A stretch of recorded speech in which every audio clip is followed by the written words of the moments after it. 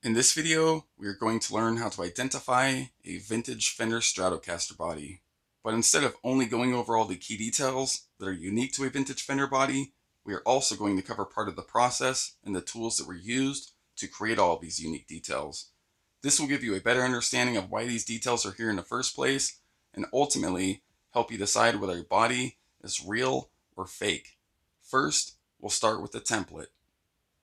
So the first thing Fender would do to make a body is they would take a template similar to this, but it was most likely made of metal. They would lay it on top of a blank piece of wood and then trace out the shape of the template with a pencil, just like we're doing here.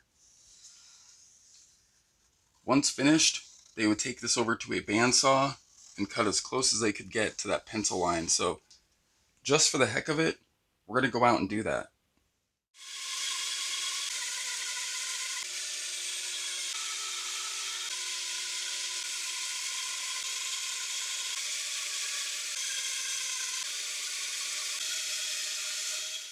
Now that the shape has been roughed out with the bandsaw, Fender would take the template, line it back up with the tracing, and drill 2 holes into the piece of wood below.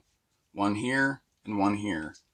That way, they could take these 2 screws and fasten the template down to the body below and prevent it from moving when they're routing it out. So next we're going to go to the drill press and drill those 2 holes.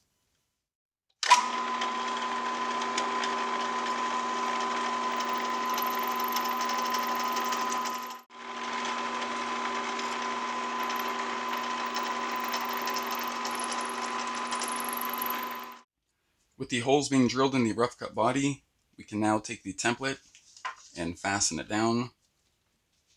I'm going to use these number 5 wood screws. These are the same screws that Fender used on their jack cups up until about 65 or so.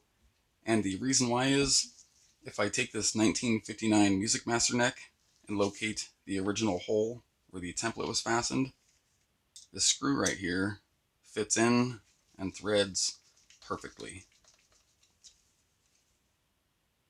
So I'm convinced that's what Fender used for the body template as well.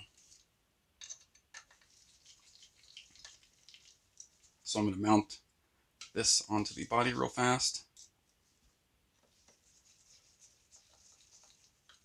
with my squeaky gloves.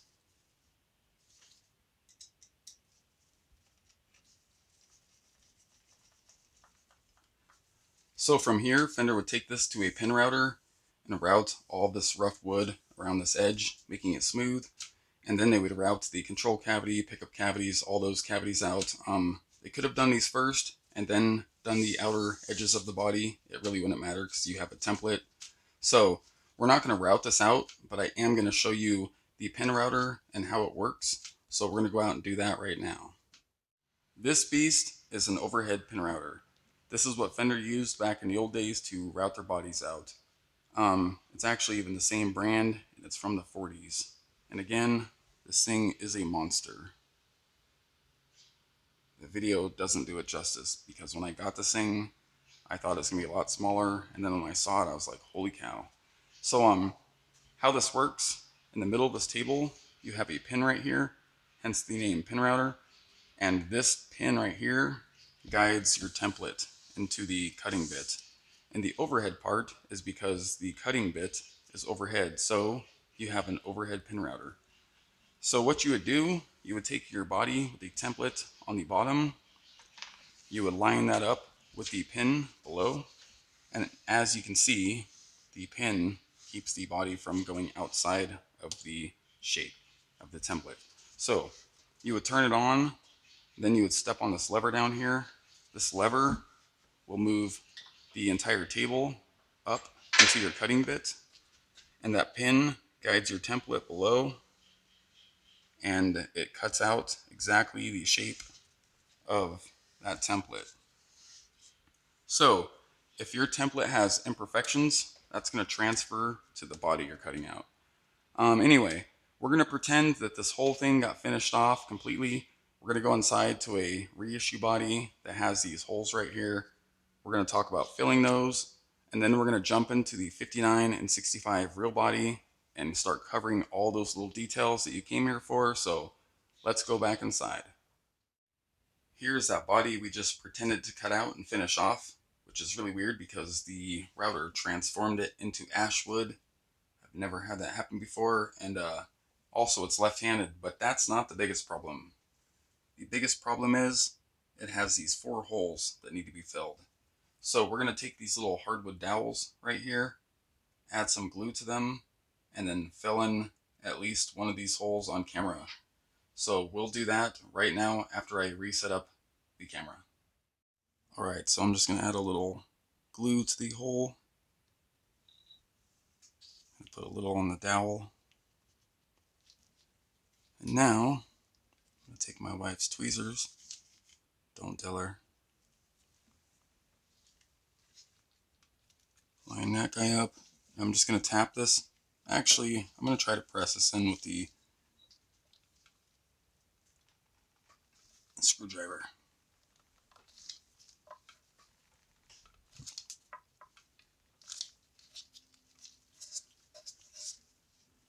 Okay, so there is the dowel.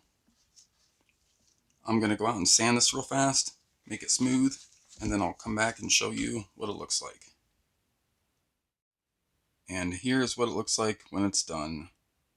So I know I said we were going to go with the 59 and 65 body, but I totally forgot. From here, Fender would sand the body, make everything smooth, and then prep it for paint. From 54 to 64, they would use nails to suspend the body off the ground. And they'd also use a paint stick from like late 62 all the way up. I'm going to show you the nails and then the paint stick, and then it's the last thing, and I promise we'll move on to the real guitar bodies. So coming up next, the nails. Okay, the finished nails and the paint stick. So again, from 1954 to 1964, Fender would take little finished nails like these guys. They would hammer them into the front of the guitar body, and then they would spray the face of it and the sides, and then they would flip it over onto the nails and spray the backside. Once they are finished, the body would go onto a shelf to dry or wait for further coats. I believe they called this the Lazy Susan method. And then, in 1962, they used one of these guys right here. This is what people refer to as the paint stick. It's just a metal pipe that has been smashed flat. Fender would screw this into the neck pocket, and instead of drying these guitar bodies on a shelf, which took up a lot of space, they would go to a hanger. It was probably shaped like a big Christmas tree full of guitar bodies. And then, in 1965, they stopped using the nails. They would use one of these to hold the guitar bodies while they painted it so they could move it all around, spin it, all that good stuff. So that's the story of the finished nails and the paint stick. So we're finally going to move on to the vintage bodies. So coming up right now. Here are the 2 bodies we're going to use. This one's a 1959 Strat body, and this one is a 1965 Strat body. We're going to start with this one first because it has no finish on it, and you can see the details much easier. So let's get started. With the 65 body, we'll go straight to the dowels. So there's the first one. There's the second one. And if I flip this around, you'll see the third one, and then the fourth one. Now, every single vintage body will have these dowels in the exact same spot. If it doesn't have them, then the body is not real. Even if it has finish on it, you can still see the dowels through the finish, and I will show you that right now. Now, this is a lefty guitar, so the dowel is on the opposite side, but if you look right here, you can see it poking up out of the finish. Sometimes they sink down, sometimes they poke up. I think it's just the climate. If it's a dry climate, the body shrinks and the dowel might stick out more, and if it's humid, the body expands and the dowel might sink into the body. Either way, it just shows you can see these if you look in the right spots. Of course, if this was a right-handed guitar, this would be on the other side. So now we're going to switch and move over to the tooling marks. So the tooling marks are the marks left behind by the router bit.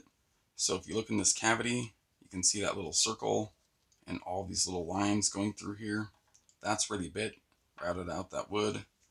Fender would never do this in one pass. They would drop this down, cut it out, drop it down again, and cut it out probably 4 to 5 times until they got to the bottom. I think this deep circle right here is where they dropped it down, measured it to check for the right depth. If they had to, they would raise or lower the table until they got the desired depth and then cut the rest out. You could also see tear out, this little chip right here. There's another one in the shadow, but this is where the router comes through, it hits the wood and just tears it right out. So they call that tear out. If you look in the neck pocket, you can see the tooling marks again, and also there's more tear out. Again, with right here, in this spot, there's more tear out. That's from the bit hitting that corner and ripping that wood off. If I go to the neck route, neck pickup route, again, you can see the circle and the marks where the router came through here, cutting out that wood. And again, on the jack route, it's kind of hard to see, but there is a hole, or a circle I mean, right down there. I'm going to flip this around now. We'll check out the back trim route.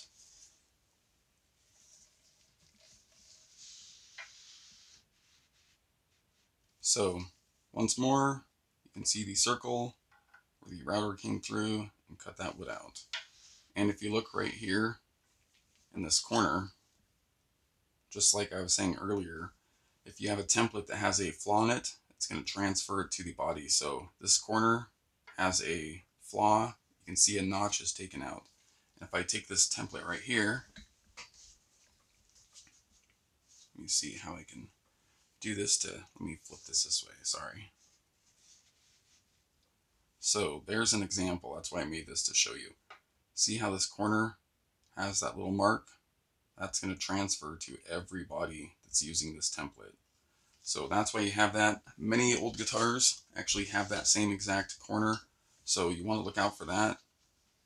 Let's see, another thing too to check for, not every guitar body has this, but it's kind of hard. I don't know if I can film this right now, but these little, yeah, it's going to be hard. Anyway, these little chatter marks that are running through here, it's kind of hard to film unless I move this camera. I'll probably show you later actually, because you can't really see it that good, I don't think anyway. Alright, so we're going to move on to the next part, so coming up right now. I guess we'll check out the worm route. So if you look here, it's pretty simple, but at the same time, there's a lot going on. So you can check out the shape. It's got a little wormy action right here, but it's not an L shape like the reissues or the common ones. It's also larger than a 1/2 inch in from here to here. But the biggest thing to look for is you can see these little lines right here on the inside. They're just lower down. They follow the same shape as the outside line. So look for those. Some of the early Japanese Strats actually have those lines in a very similar route. But this is what you would see on pretty much all vintage guitars. The early 50s did have a different route. It's kind of like a bunch of circles all blended together to come through here. And some other ones were even different. You will see sometimes this goes past here. Sometimes it does curve up just a hair. But this is what 99% of the worm routes are going to look like. And again, check out or look out for those lines and the size. So that's the worm route. Next, we're going to move on to the shoulders. Okay, the shoulders. What I mean by that is, if that's the neck area, you have a shoulder here and a shoulder here. And in the 60s, these areas from about here to here and here to here, especially this spot, was really sharp. In the 50s, this radius continued on almost to the neck plate. There could be some variations, but in the 60s, they usually routed it to about here. They stopped, and then they sanded this by hand. So again, if you feel this area, it's going to be pretty sharp in here.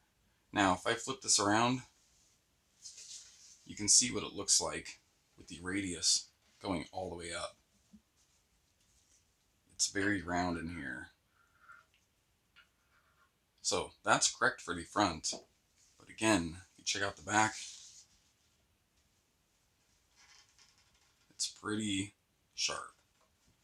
Reissues are rounded all the way up to here. Obviously, there could be some out there where they're sharp like this, but even the custom shop, a lot of them are rounded all the way up. You know, you could buy a 69 Strat, it's still going to have the huge belly contour, like a 50s, and so I'm not sure if they care too much about those details. Some people do in the custom shop. I have seen them with the correct, you know, shoulders right here and correct contours back here. So anyway, you just want to look for that. Check your guitar for those sharp edges. Anyway, we're going to move on to the pickup routes and the measurements from the original 65 to a modern one. So coming up right now. So slight change in plans. I figured to save time, we'll just jump into the 59 body. Plus, I have a modern 50s body to compare it to, so it'll come out the same. Anyway, I'm going to set up the camera and we'll start talking about the details. Alright, since we've covered most of this stuff, I'm just going to kind of go through it fast, but show you that it's consistent. Here is a body dowel. Here is another one. Let me zoom in. You can see the tooling mark right here. You can also see the little notch that's missing. Sorry, I thought I hit a button. The little notch that's missing right there from the router template. I'll flip it around real fast. You can see more tooling marks in here, even up in here, and it's covered in 7 layers of overspray. There is that worm route. You can't see those little lines, but it is the same shape and same width. Let's see. Let's check out the shoulders. There's not a whole lot of tear out on this guitar. You can see the shoulders of the 50s guitars are pretty round compared to the 60s. It doesn't really get sharp until right here. Here's something I need to point out that I didn't point out on the last one. The routes right here, pickup routes and jack routes, are smaller. So, with that said, Fender would always shave this area out with a file or sandpaper to make the jack cup fit better. So you'll always see that, some sort of filing going on there. What else? Oh, the nail holes. You can't really see them, but I'm guessing there's one right here and one right there. And this one's going to be the trickiest. I'm not even sure if this is it, but I think it is right here. Another thing to point out on these guitars is you never see the body seams perfectly straight through the body. They're always kind of curved off like this or like that. And maybe in like 65 you'll see several pieces of wood that are perfectly straight. Reissues though, custom shops, are always through the middle. Old guitars, it's always off-centered. So look out for that. Let's see what else here. You can kind of see, let me zoom this back in. You can see the little different steps and some of those chatter marks. I think you can see that, I'm not sure. Anyway, let's compare the measurements now to a 50s reissue. So we'll do that next. First, we'll go to the real 59.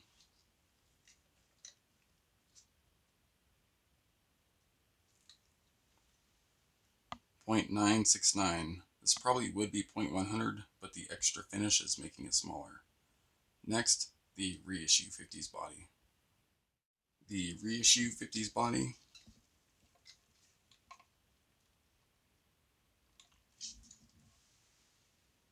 1.091. The real 59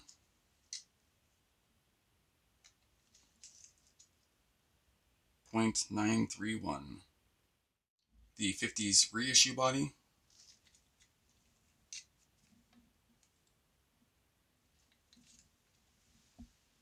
1.047. The real 59 body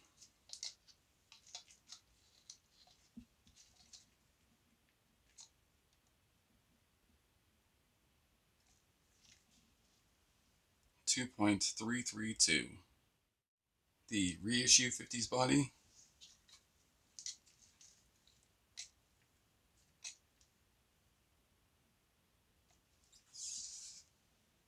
$2.409.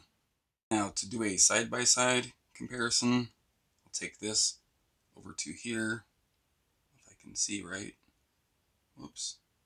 I have this blinding light in front of my face. Hold on one second here. Anyway, you can see it's a pretty big difference. And again, we can go to this guy right here. Whoops. This is actually hard to do with one hand. And then take it to this jack cup. So definitely a difference. It's something to look out for on a guitar body. Anyway, I'm going to wrap this up. I'm going to have one little final thing to say, and then from there it'll be over. So coming up next, my final words, I guess. Alright, so I just wanted to wrap this up by saying, if you're ever going to buy a vintage guitar, never trust anybody but yourself and your own knowledge. And the reason I say that is, you can have the best, most honest seller in the world sell you a guitar, but if he was strict, then he unknowingly sells it to you, and then you just paid thousands of dollars for a terrible lesson to learn. So you want to try to avoid that. If it's a refinished guitar you're looking at, you have to ask yourself, like every little detail looks dead on, but it's refinished. Why would people refinish a guitar? Probably because Tom didn't like his shell pink Strat that his dad gave him, so he sprayed it black. No, that's probably happens sometimes, but usually there's chips and dings, there was belt rash, the whole guitar was worn out. So if you hold it up to the light, you should see little over sanding spots. Maybe they sanded out the buckle rash because it was all grainy. You might see little dents that are painted over. There could be extra screw holes from a different pickguard that's painted over. Check the cavities. Do they have multiple layers of paint, or did somebody just make this guitar and it was painted for the first time? If it's an old guitar and it has a custom color, is the undercoat desert sand? Because it should be. They started using white towards like 65 and up. There's probably some that are white, but most people don't realize it's actually desert sand. You can smell the cavities. Do they smell like old wood, like an old suitcase or an old dresser?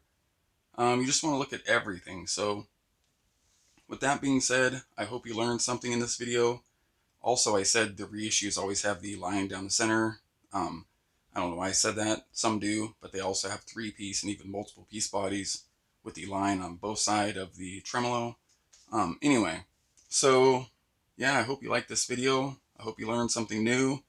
As always, thank you for watching and take care, and I'll see you next time.